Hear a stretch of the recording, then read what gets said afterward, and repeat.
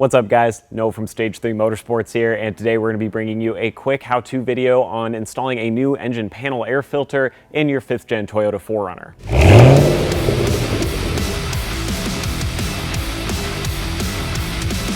Now with that being said, we obviously have the 4-liter V6 that comes in all these 5th gens, and we have a new filter provided by K&N. This is one of their oiled reusable filters, but basically this how-to is going to be exactly the same if you have a paper filter, so let's get right into it. First off, obviously pop the hood, let your motor cool a little bit, and then you're gonna have 4 silver tabs on your air box here. So you're just gonna push on these to pop them off.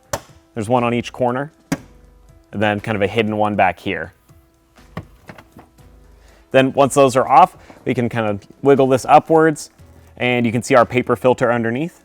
So we'll just peel this out of here. You can already see some of the dust falling out of that. There we go. Now we've got our new K&N filter. We'll just lift that lid, slide this guy into place.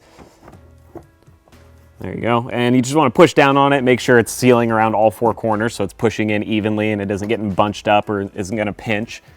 And then we can wiggle the lid back down and reclip it exactly how we took it out.